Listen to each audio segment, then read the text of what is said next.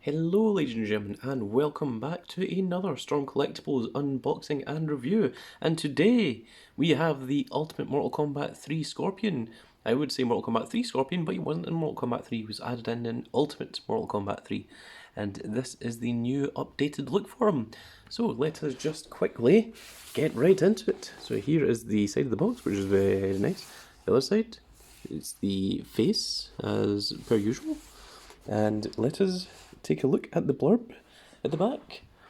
So we can see here, there's our Scorpion. He comes with two different masks. He comes with the uppercut effect, the spear, different hands, and of course the axe, which he started using in Mortal Kombat 3, used it as part of one of his fatalities and also as part of his combo.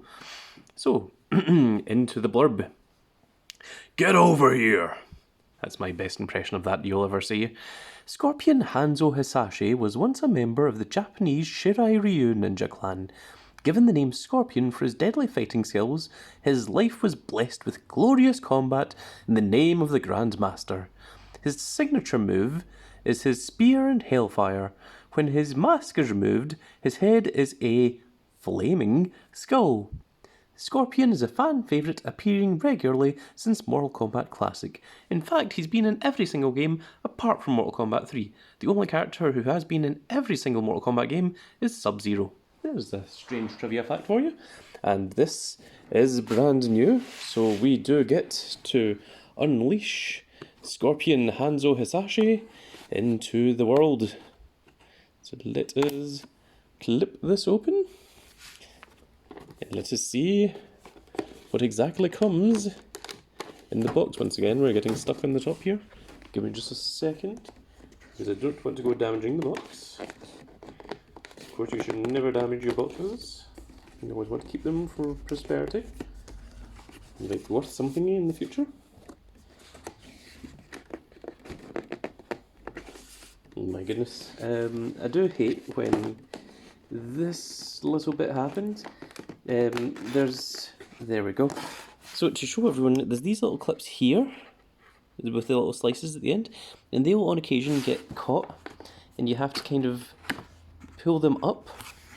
It's a little bit tricky and annoying, but there we go. So out of the box, let us see. In the back of it is the regular Mortal Kombat logo with the fire background, which fire makes sense because of course we are dealing with the Hellfire Scorpion Hanzo Hisashi himself. So let's take a look and see exactly what we get in the box. So we have two plastic coverings. Remove the top one. Comes with the sheet of plastic to keep your figure nice and protected. And let us look at the figure himself, first of all. Also, with a seal of plastic.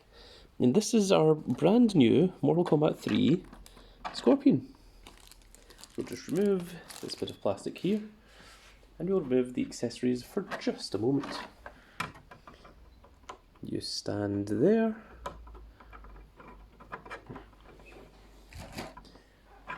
Okay, so let us take a look at our brand new Mortal Kombat 3 figure. So the face, very nicely sculpted. You can see that it's got the red around the eyes. It's wearing the more larger sized Mortal Kombat 3 mask. Completely new head sculpt, completely new sculpt in total actually for this entire character. It looks like the left eye is a little bit larger than the right eye. Gives this kind of weird kind of look to him. So arms go right up, it goes into a full T-pose. We have the butterfly joint, which lean forward. Doesn't lean forward very well. And back. Again, interesting. This is all soft rubber. This is the Mortal Kombat look, the Mortal Kombat 3 look, sorry. So it's quite nice. This here is soft rubber on the arm parts here as well. This is supposed to line up because this is all supposed to be one part. So let's see here, bicep swivel on both. The double elbow joint gives a nice crunch action into that nice end shape. This is quite cool. You can actually see the flesh part in here rather than it just being all black. We should have exactly the same on the other side. This is on the ball socket. The camera would focus, thank you camera. So it allows the movement there, very good. We have the waist swivel, or should. Waist swivel doesn't really do much because all of this is all connected. So this is also the soft rubber going across here and here. We do have the ab crunch, which gives you a decent ab crunch going down. You can see that it goes in there. It's quite cool. And also leans back. Again, you just have to work with the plastic parts here. So, there we are. It's a little bit difficult to fix, but no problem. So the legs should be able to go into a full split. Maybe not, actually. That looks to be about as far as you get. Still enough for a high kick, doesn't go into the full splits. And then we have that's quite a good knee bend there. Anything above 90 degrees is good, but that is quite significant. Focus camera. Please, work with me here. Thank you. So you have the knee bend. It's quite interesting, you see the yellow part at the back of the leg. This is a gloss finish, where the black is matte, so it gives this nice looking effect to the character. Exactly the same on the other leg. Let's look at the thigh pivot. You can hear a bit of movement there, but that's okay. Stiffness means that the character... So there isn't that much in terms of thigh movement, that's about as best as you can get it. Ankle movement is on the... It's not on a ball this time. Looks like they've changed that up. So that's interesting. But it does swivel, you can see that. If the camera would focus... Oh my goodness, there we go. Moves up and down. We have the foot pivot as well. Foot pivot only goes that far, but enough for your action poses. And once again, exactly the same on the other side. Perfect. So that is the movability of Scorpion. And to see how he balances. A lot of the balance comes from how flexible and stiff the feet are. And yes, you can see that is pretty good there. Stands pretty easily. Once again, a bit of falling back, but I think that's just this table that I'm using. I really need to get that fixed and get that sorted, because it does seem to be having a bit of issues, especially as of recently. So let us look at his many accessories that he comes with. And let us see exactly what we have. So Hanzo, you can just go into the back there and let us look. So first of all, you have the rope spear, which is very cool. This has been made more for in motion, in swing, focus camera. And it also comes with the full kunai on the top there, where the original was just a flat one. It wasn't the mid-throw. This is interesting because this part here is curved quite a little bit, so it means that if Hanzo's holding it, it's going to go out to that, so presumably that just gets bent back into place. Maybe that is it in place? It's very interesting. It's also this nice brown colour. You can see there. It's showing up a bit like almost black on the camera, but this is like a kind of dark brown rope-like colour, and it's got this twisted, I don't know, design, kind of rope design across it. Quite a cool accessory. So we'll try that on him in just a moment. You have, of course, the Helix, which was first debuted in Mortal Kombat 3, I think. Maybe he used it in Mortal Kombat 2 as a fatality, in retrospect. Is this a bit of a chip here, or is this meant to be like that? It's a bit strange, isn't it? I mean, this is just brand new out of the box, so a bit unusual. Doesn't seem to go with anything else. But we do have another Scorpion that we can compare this to, which will be probably the next episode. So that is something to look forward to. It's a special edition version of this particular character. So we have the... Well, we'll go through the hands first. So there is the get over there hand, get over here hand, get over there. That's a bit weird. It's like, get over here, and comes out the wrist. So that is absolutely what that hand is. You have that on both sides. It's kind of like what's been dubbed the karate chop hands, except the thumb doesn't go like this. The thumb actually comes out, which is a little bit different. So interesting. Here, this looks to be the gripping hand. I presume this is maybe what holds the axe. Presuming Scorpion is right-handed, but I think he is maybe ambidextrous, because I think we can use both the spear and the axe at the same time. So I think the axe is probably going to go in the left hand, but that is what it looks like in the hand. The left hand is exactly the same. It's quite cool. The grip isn't just a basic standard grip like this. They've actually made the hand more relaxed, more humanized, because this is more realistic to the way that a human would hold such an item. And these ones here, these are two different poses, which is quite interesting. And it looks like this is maybe a standing pose, maybe from Mortal Kombat 3. I can't remember what his standing pose looked like, whether he used the hands or whether he used the closed fists. But there you can see he's got a kind of pointy hand. That's interesting. And this one is kind of like a more kind of open throw. The fact that the middle finger is extended makes me think that this is supposed to go with the rope. So if you can imagine, the rope kind of looks like this, where it's coming out of the middle finger, where he's still controlling the positioning of the rope kunai with the rest of the palm, and the middle finger is the one that is holding the kind of weight of it. We have here a secondary mask. This is the more kind of skull-based mask. This is based off of the Mortal Kombat 3 Ultimate character select screen. He doesn't actually use this in the game, but when you select him, he has this very cool look. But we're not going to use this one on him. We're going to save this for the second video, which you can look forward to. It should probably come up the day after this one, unless other things have came in between. This is a blood splat. This is an effect, and it's for the uppercut. So as you can see, it has ridges on here. If the camera would focus, please. Thank you. So what we do here is, if we take Scorpion and we do the uppercut pose,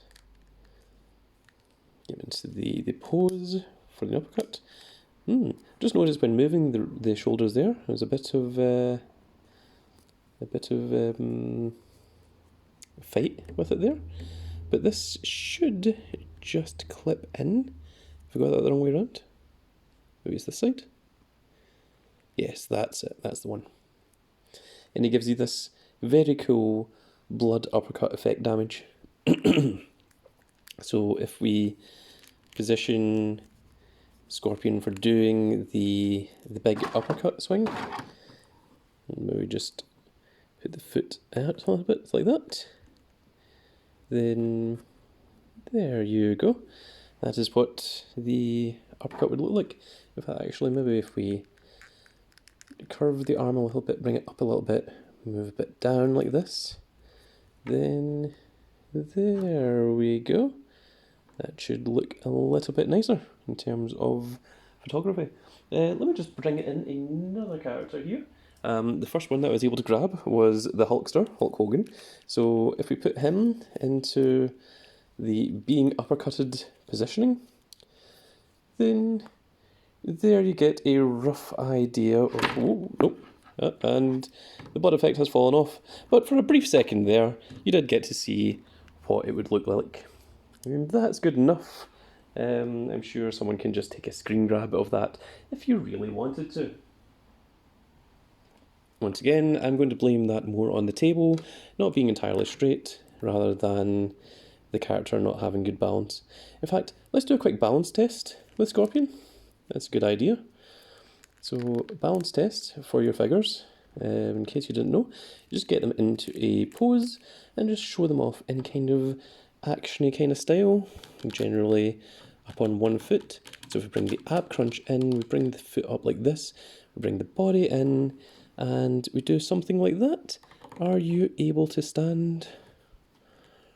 Maybe need to lean back a little bit more. And there we go, yeah. So, as you can see, quite cool that you can just easily go into these balance poses. And that just goes to show the quality of the figure as much as anything else. So, that's a little bit of interesting insight for you. Now, if you can just stand normally, even though we just had you balancing, a very cool position. Our last two blood effects, it doesn't really mention what these are or what their thing is for, but they are two different blood effects. Not sure how we're going to use these, if we are. So as you can see, it's just a blood thing. It's got the hole in the bottom of it, and this one is exactly the same, a slightly smaller one. Once again, hole at the bottom, and this does clip in here, so we can give a slightly stronger blood effect, but I'm not sure what exactly it's supposed to clip into. Very unusual. Not sure about how this gets used at all. Let's just try it on the finger. No, even the finger is too thick for this particular little hole bit here. So it's not even for prodding or such.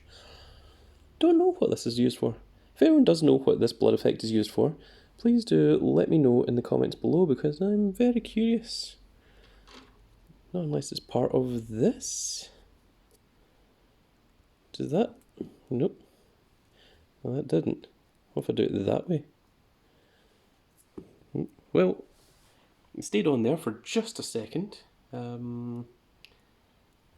But there, something like that maybe? Is that what it's used for? It doesn't mention it on the back of the box, so I'm honestly unsure. Right, so let's try some of these little accessories out. Swap the hands over and such.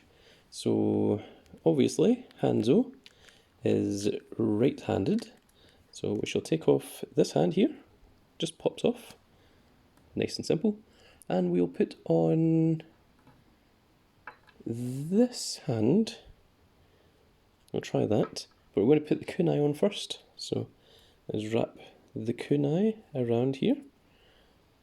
Just goes over the little hand like so, and then we should just be able to clip this bit on here. It should just clip in. Try not to attack the camera. Didn't. I'll try that again.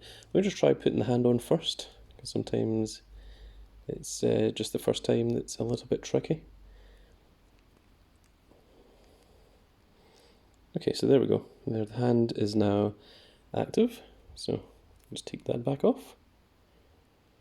It is quite a tight grip.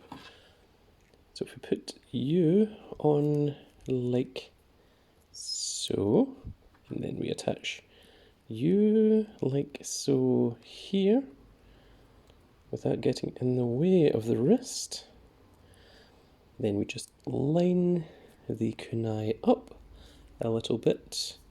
Not particularly easy to do, but you give me a second. It's much easier to do off camera, but I'm trying to do it on camera to let you guys see just exactly how it works as well. So, if we do maybe something like that, trying to get this in such a way is not particularly easy.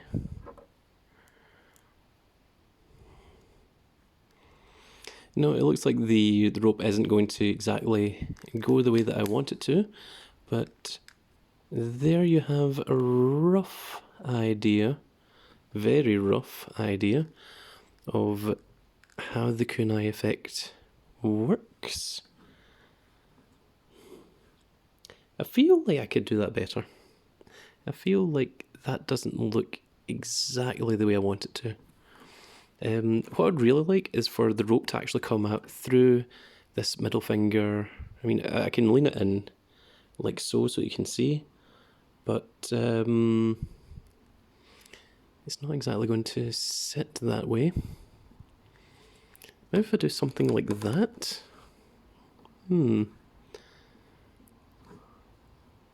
Yeah, it's pretty awkward, not going to lie. But let us also attach the axe to the other hand. Just clip that right in there. Very nice soft rubber fingers, which is good for manipulation. And there we are. It's not exactly sturdy, but it's good enough. It does the job. You can see there's a bit of negative space in there between the thumb and the axe part. But we're just going to have this as a bit of a relaxed axe, as if he is just waiting for the opponent to come to him. And once again, getting the hand on here, a little bit stiff, a little bit tight, but tight isn't necessarily a bad thing because it does mean that it will stick in once you finally do get it in. And there we go. So if we do maybe something like that to lean that forward, move the head out a bit more like that, curve the body around a little bit. Yeah, actually maybe have the axe a little bit more relaxed as if he's waiting. Bring this out a little bit, lean the character in for the pose. Kunai's not exactly perfect, it's not exactly up to line, but there you have a rough idea of what you can do with your Scorpion figure. And again, that's me just doing this very, very quickly. So the only thing I'm not going to show off at the moment is the other mask. The mask just detaches and this one goes on, but we are going to keep this mask on because the video that comes immediately after this is going to be quite cool. So let us just remove these accessories and we will very quickly end off with a little bit of a size comparison to show how Scorpion looks in comparison to the size of other creatures. So first off, let's bring in the San Diego Comic-Con from 2020. Instead of forgetting what year it was. And as you can see, the Mortal Kombat 3 Sub-Zero Scorpion is actually just a little bit taller. I'm just going to put him more into a kind of relaxed standing pose so that you can get to see the full height of the two of them. So there isn't that much difference between them, but the Mortal Kombat 3 Scorpion is just a tiny bit taller if we line them up beside one another. And we shall bring out the scissors of measuring. We shall try not to hit the camera. So as you can see, if we line it up just right, there's a tiny bit of height difference, but almost non-negotiable between Scorpion and Scorpion. Let's bring in one of the original ninjas. I think it's appropriate to go with Sub-Zero. So bring Sub-Zero in at the other side, and you can see, again, not that much height difference. I was told that the Mortal Kombat 3 ninjas were a little bit taller than the original ninjas, but there isn't that much height difference at all when you look at it, when you have them lined up like that. So that's interesting. Let's see what other characters we have. We'll bring in the Mortal Kombat 3 Cyrax, since they are from the same game. And yep, Cyrax looks to be almost the same height as Scorpion as well.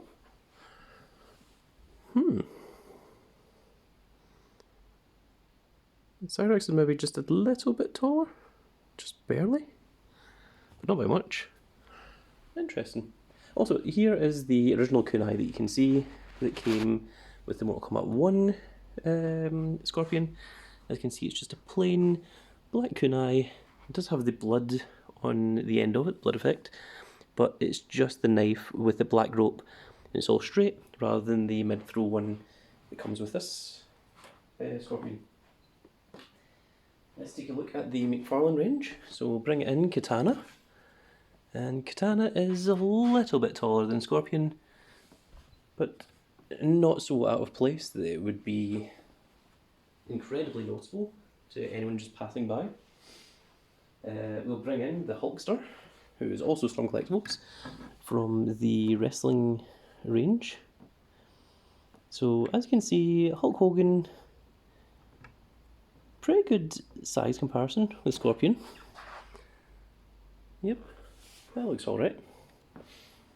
Take away Katana and we'll bring in Kazuya from Tekken. Stand him there. Kazuya, quite a little bit taller, but only really because of the hair. Take away Hulk Hogan. We'll bring in another character from a different reality. Let us bring in Shin Akuma. Shin Akuma is quite a big boy, very, very buff, and yep, again, it's really the hair that's the difference here, if we bring in the scissors. So I mean, Scorpion comes up to just about the forehead of Kazuya, and Scorpion comes up to just about the forehead of Akuma as well. And this is the big hair that makes all the difference. Let's now move into the King of Fighters. We'll bring in the end boss of King of Fighters, Rugal. Now Rugal is meant to be quite massive, and he is indeed quite a bit taller than Scorpion here. That was, again, Rugal's problem is he refuses to stand because of the way that his feet are made. They are kind of forced to be in that position because of the way that the red pants are. I'll try and fix it, but all I'm going to do is knock him over. So as you can see, the height difference there, Rugal is almost a head taller than Scorpion. Take out Akuma, and we will bring in Mortal Kombat Legends, Marvel Legends, Shang-Chi, who, as you can see, your Marvel Legends figures quite a bit shorter than the Strong Collectibles. And now, let's check out some bosses. The bosses are always meant to be quite a bit larger in the Mortal Kombat games. So we'll bring in the Emperor of Outworld. He is not king, he is Khan. He is Shao Kahn, if he would stand, which he's been a little bit in refusal with. But yes, you can see that Shao Kahn is quite a bit bigger than Scorpion. We are having real difficulties with this table today. I don't know what's going on. This doesn't normally happen if you've seen any of the previous videos. So I don't know why it's decided to start playing up today. And there we go. And we'll bring in the Prince of the Shokan, Prince Goro himself, who is also quite massive. Man, I am getting sick and tired of things falling over here. I don't know if something's been moved, if something's changed, but it is becoming quite a problem. You know what, I'm just going to hold Goro. I'm sick and tired of trying to balance things. So, yes, okay, Scorpion, you... Oh my goodness. Why? Why on camera? Thank you, Goro and Scorpion. Jesus, the two of yous. Is it this particular part of the table? Like, is it bending in the middle or something that I'm not aware of? So as you can see, Goro quite... Are you serious? Am I being pranked? Is this some kind of joke? Is MTV going to show up? Just like, look, we've magnetized this table, we've got it on a thing, so that it keeps moving, so that it keeps making things fall over. But, oh my goodness, right, okay, Goro, here, there, done. Let's bring in the scissors. So, yep, Shao Kahn, definitely a head taller than Scorpion, and Scorpion comes to just about halfway through the second shoulders of Goro. And last but not least, we will bring in Motaro, who is of course also from Mortal Kombat 3, as is Scorpion. And we should just compare the size of the two of them together. As you can see, Motaro is quite massive, as he is meant to be. So that is going to be it for this video, folks. If you did enjoy watching me trying to balance these things to great difficulty, then please do leave a like, share and subscribe. We also have a Discord in the description below. Please check us out, you can talk to me on there. And we will see you all in the next video. Goodbye, everybody.